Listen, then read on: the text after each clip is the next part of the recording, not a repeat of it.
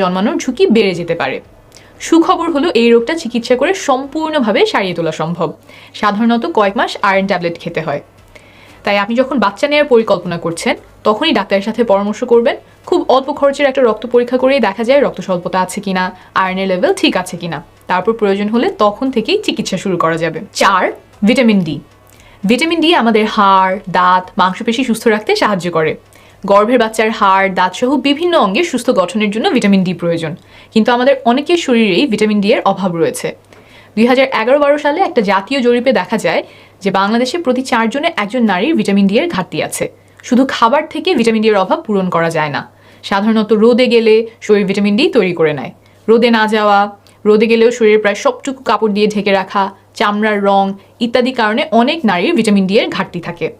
চিকিৎসকের সাথে পরামর্শ করে জানবেন আপনার ভিটামিন ডি এর ঘাটতি আছে কিনা। ভিটামিন ডি এর ঘাটতি থাকলে তা সহজেই পূরণ করা সম্ভব। ডাক্তার বলে দিতে পারবেন কী মাত্রায় ভিটামিন ডি খেলে অভাব পূরণ হবে। 5. ক্যাফিন। গর্ভবতী অবস্থায় অনেক বেশি ক্যাফিন খাওয়া বাচ্চার জন্য ক্ষতিকর।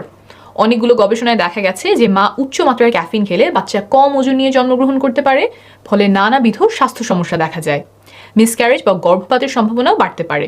তাই গর্ভাবস্থায় পরামর্শ দেওয়া হয় সীমিত পরিমাণে ক্যাফিন খেতে 200 মিলিগ্রামের মধ্যে রাখতে। হুট করে ক্যাফিন খাওয়া কমিয়ে দেওয়া অনেকের জন্য কষ্টকর হয়, তাই খুব বেশি খাওয়ার অভ্যাস থাকলে এখন থেকেই কমানো শুরু করা ভালো। কোন খাবারে কতটুকু ক্যাফিন থাকে তা বলে দেই, 200 মিলিগ্রামের হিসাব মেলাতে তাহলে সহজ হবে। চা, coffee, Coke, soft drinks, energy drinks, chocolate ইত্যাদি খাবারে ক্যাফিন থাকে।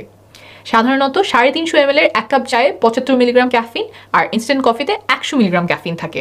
অর্থাৎ গর্ভবতী অবস্থায় দিনে 2 কাপ কফি অথবা 2.5 কাপের একটু বেশি পরিমাণ চা খাওয়া যাবে।